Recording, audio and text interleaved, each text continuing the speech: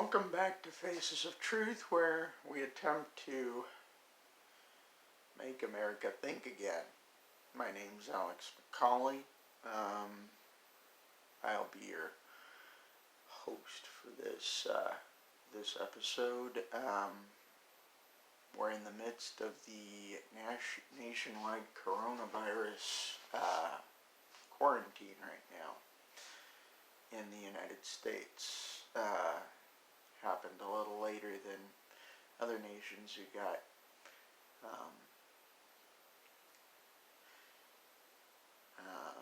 affected a little earlier.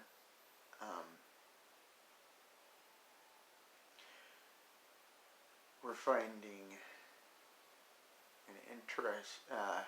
this very interesting. As things progress, it turns out that the media is hyping this virus way too much, that most of our governments are overreacting, and that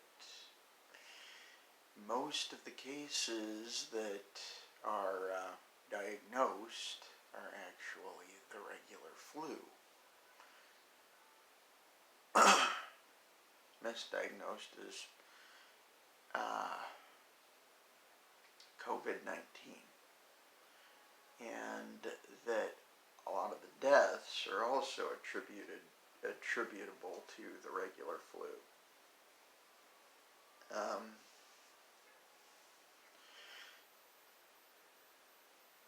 As of right now, according to my own observations, this has been the biggest terrorist attack by mainstream media on the average citizen of the world. In Italy, they had 80 some deaths. It turns out that by viral infection, it turns out that all of them were diagnosed as corona, but only 2 of them were corona, or COVID-19, otherwise known as the Frankenflu.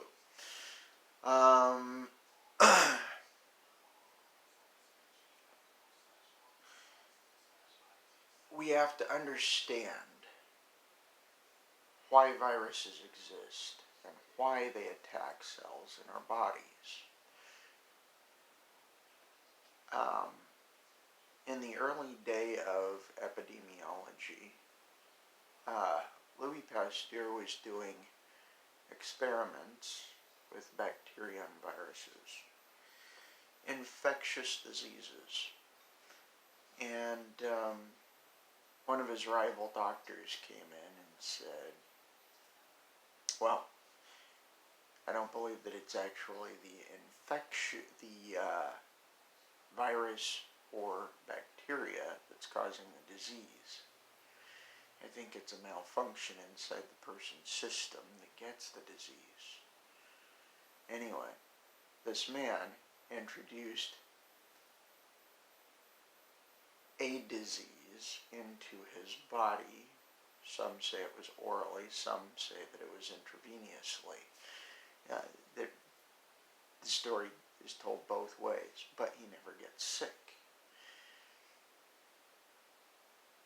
This was the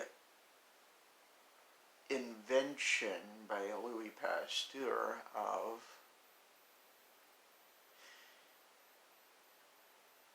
vaccines.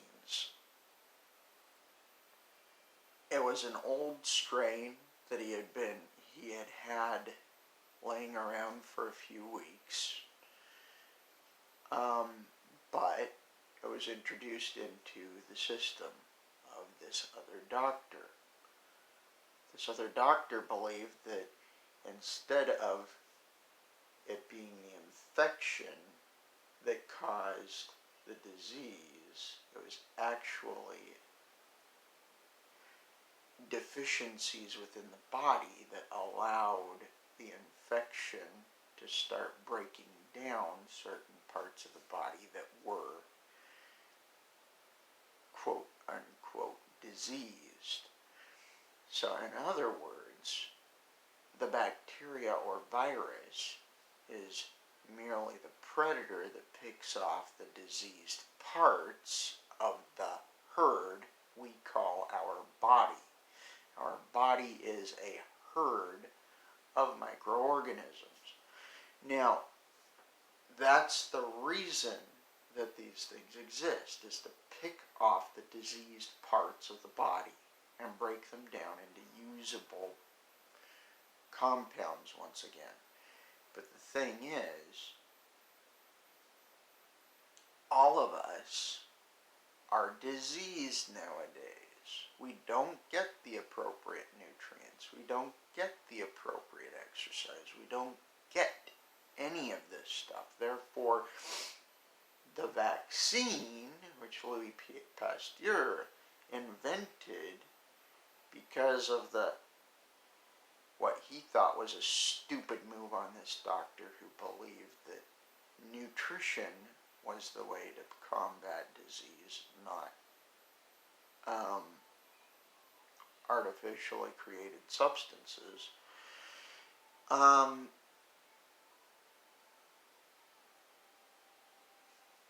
Anyway, I think I went off on a tangent here. My point is, after the development of the vaccine, we saw a rise in allergies, mental disease, and other things, including the fact that a lot of the times these diseases were actually caused by the weakened pathogens that were introduced into the body. Now, allow me to tell you the scientific reason for vaccines.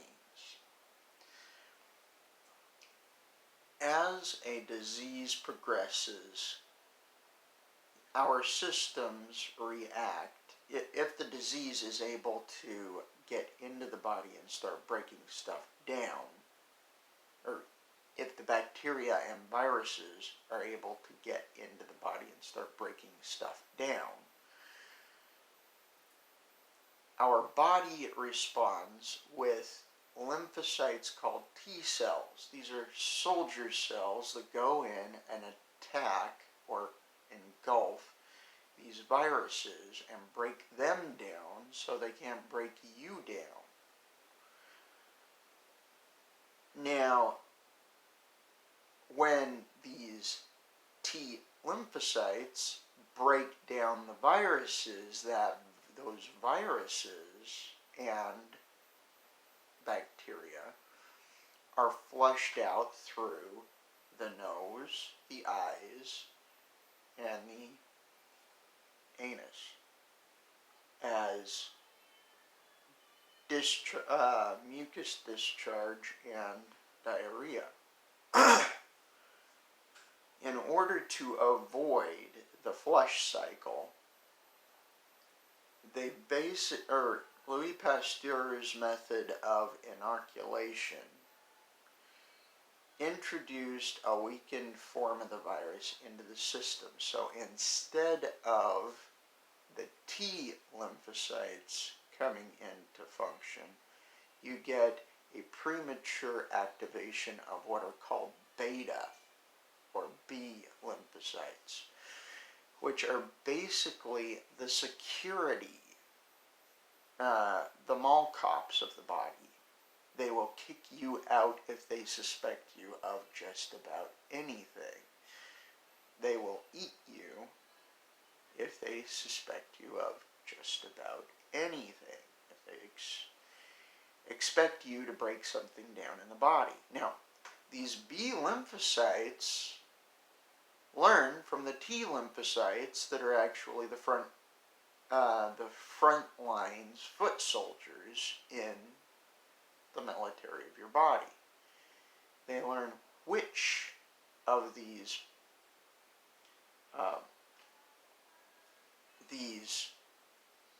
foreign bodies are actually detrimental from those T lymphocytes.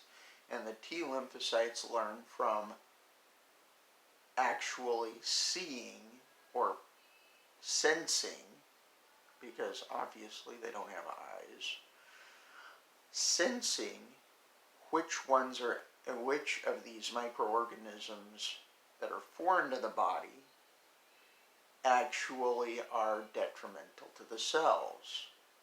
You have to lose a few cells in order for the T lymphocytes to learn, and then the T lymphocytes learn and attack anything that is attacking a cell.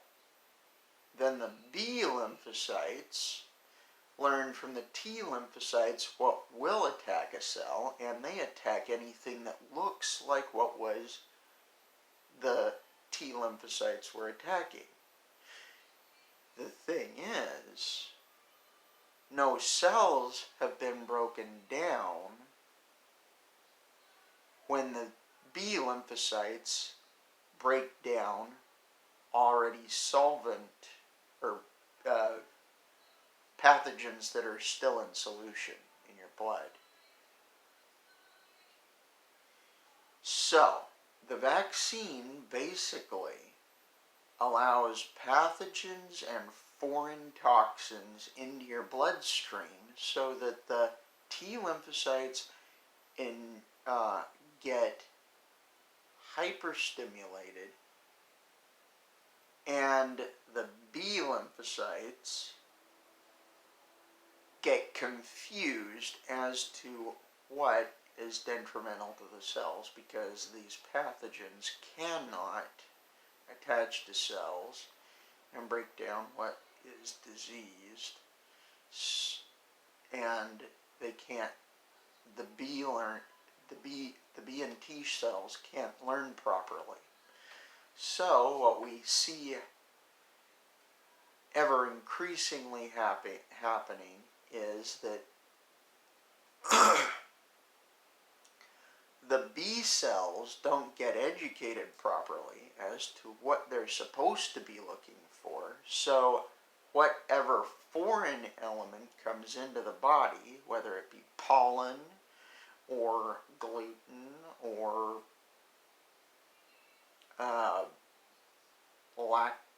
lactose, fructose, you name it,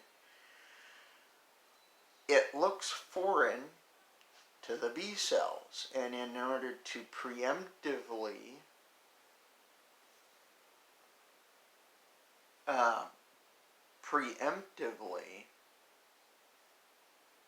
prevent an infection from destroying cells in your body, the B lymphocyte starts attacking the food you eat or the air you breathe.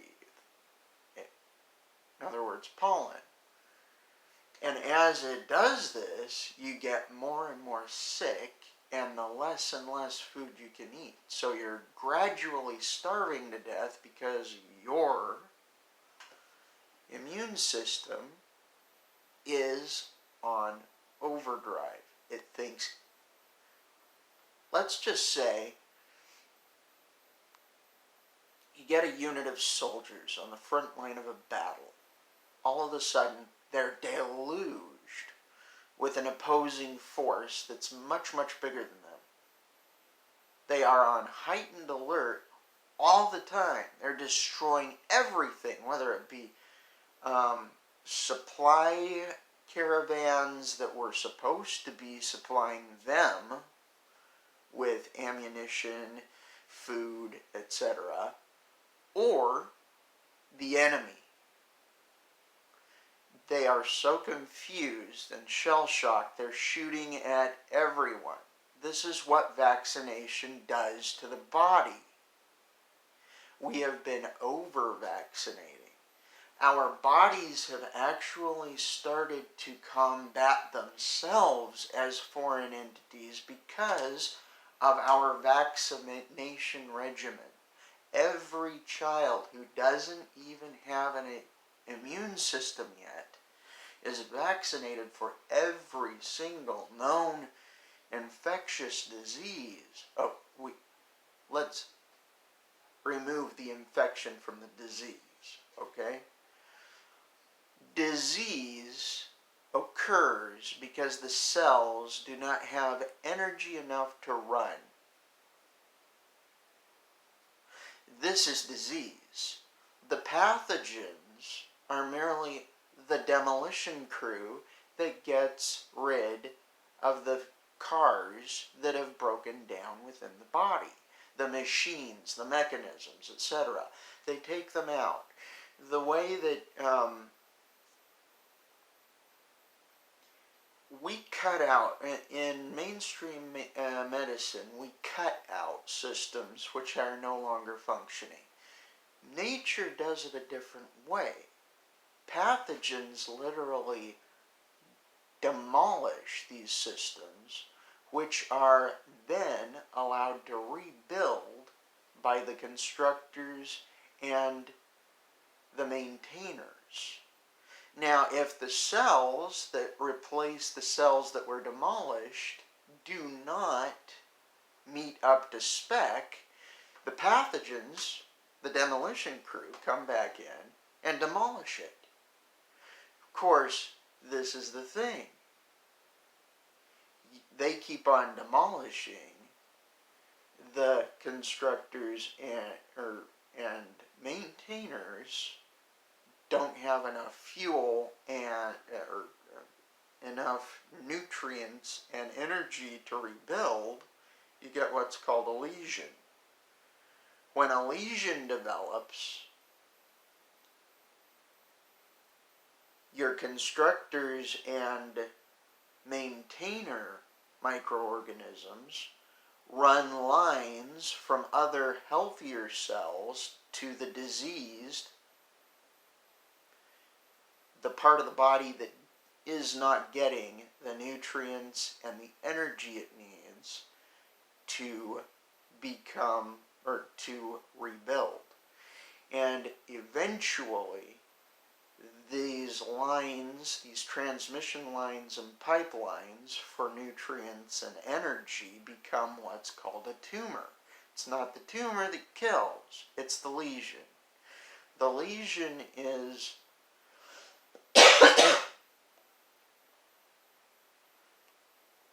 the demolition crew destroying what's taking up dead space.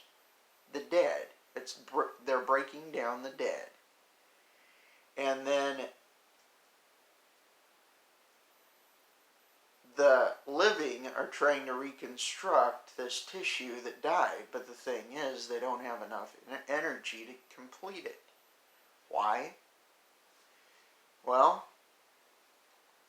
what you eat, the fact that we don't get much sunlight, the fact that everything we eat is stored for years. It's not fresh. There is no energy, and really, we cook it, which destroys about 30% of all nutrient content in that food. If we overcook it, which most canned food is, we destroy upwards of 80% of that food. So we're only getting 20% of our nutrient intake from the food we eat in canned food.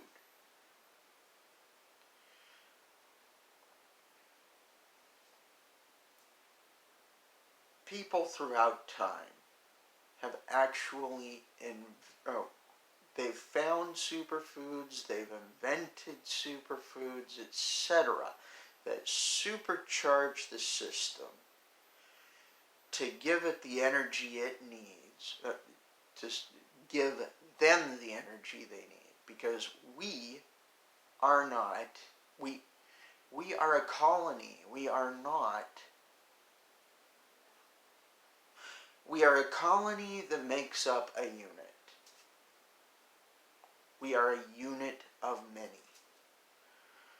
And if we don't give the many the wherewithal to maintain that unit, the unit falls apart. The demolition team has to go in, breaking things down, helping them to flush, etc., etc. Our immune system is in place. The lymphocytes are in place to make sure that the demolition team doesn't get out of line and start breaking us down entirely. What breaking us down entirely is called is death.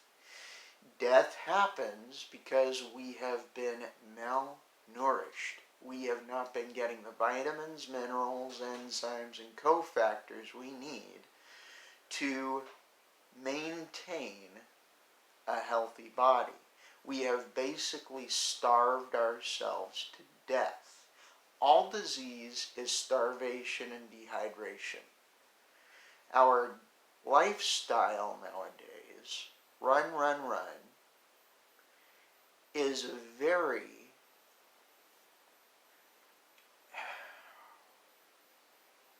hostile to the upkeep of a healthy body. You have to consume raw foods. The more raw, the better. Unfortunately, that means that meat, which a lot of us are addicted to, has to be a fraction of our full nutrient intake, because meat is the least nutritious part of our diet. The rest should be raw fruits, vegetables, and dairy, as long as it's not cooked. Raw egg in a smoothie, excellent.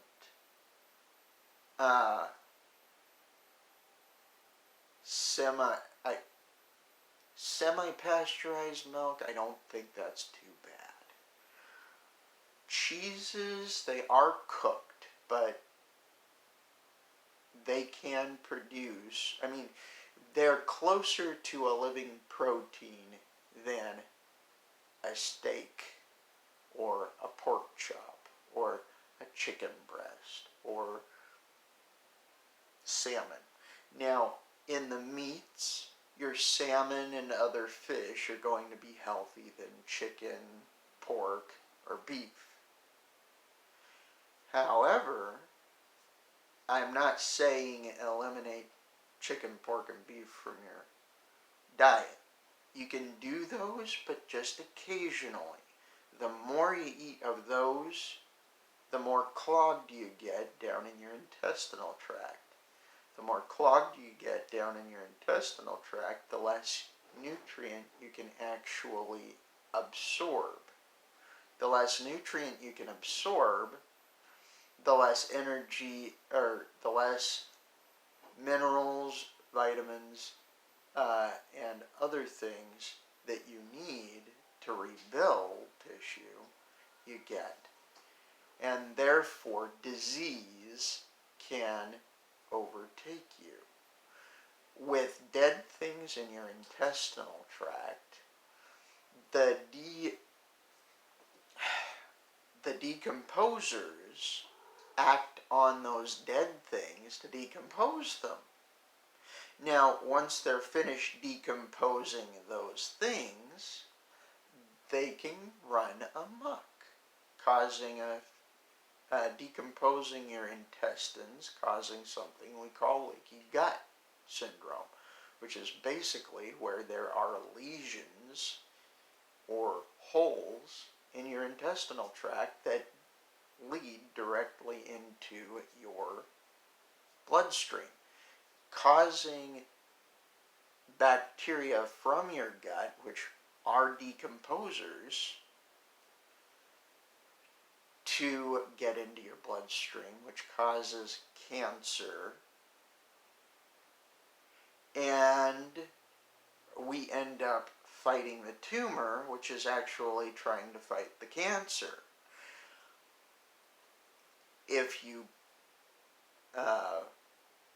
So let's run through some of these these preparations that have been developed throughout time to get the appropriate energy and nutrition to your systems. In Germany, I think it was World War I, there was an anti-cancer agent called the Budwig protocol that was developed. I call it the Budwig cream cheese because that's basically what it tastes, a lot like a good sweet cream cheese. But basically what it is it's 16 ounces of cottage cheese blended up with 8 ounces of flaxseed oil and 4 to as many tablespoons as you want of honey. You got a potent protein, cottage cheese, with a potent source of omega fatty acids, your flaxseed oil, and a potent antibiotic, honey. Now, honey doesn't combat botulism, which has evidently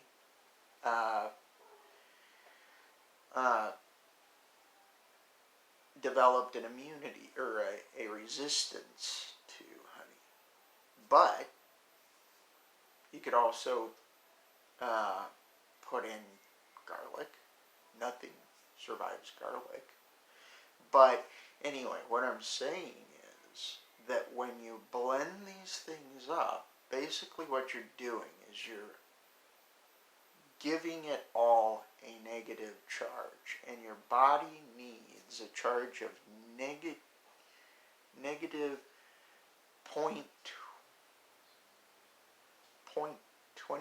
millivolts, I believe, was what? Negative 0.25 millivolts. Each cell needs about that charge in order to maintain itself and make new cells. To make new cells, it needs about a charge of 50 millivolts, or negative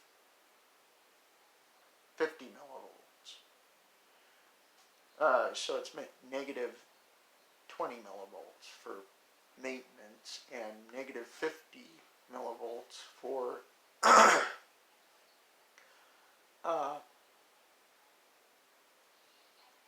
rebuilding or replicating. So what you're looking at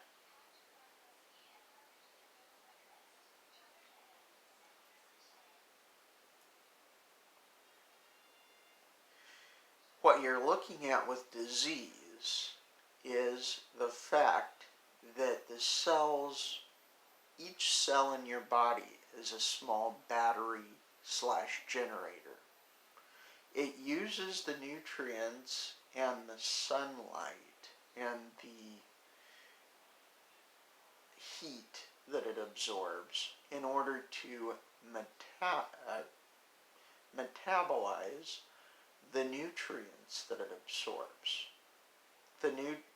This metabolism creates the energy that the cell needs in order to use the nutrients to rebuild itself. Now, if it doesn't get the energy it needs, that is what causes disease. Disease is not the microbes that break down the cells that don't have the fuel. It's the lack of fuel. It's the lack of energy that is the disease. Now, if you want to really combat disease, you give the cell the energy it needs to utilize the nutrients that you are consuming, and then the body can do its work in spreading life rather than having to break down death. The more death is happening in your body, the more your demolition team, pathogens, have to break down. The more they break down, the closer to death you get. So, the way the Budwig cream cheese works is you ionize a concentrated protein, a concentrated fatty acid, and a concentrated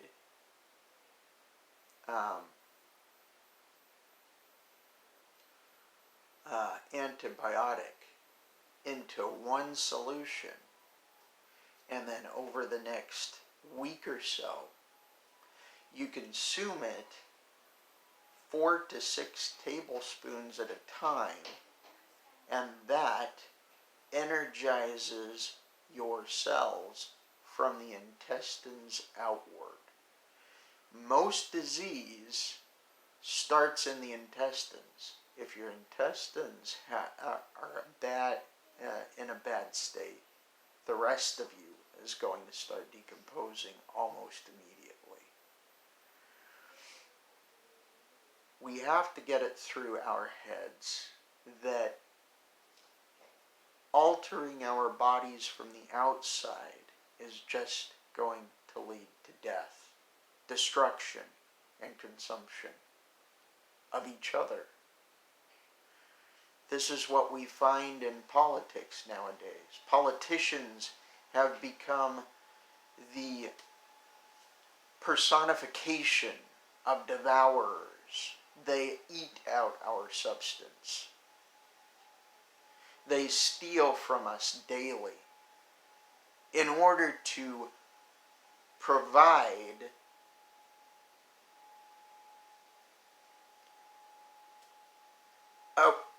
in order to adulterate systems that have worked for ages, in order to redistribute resources that are not being used productively.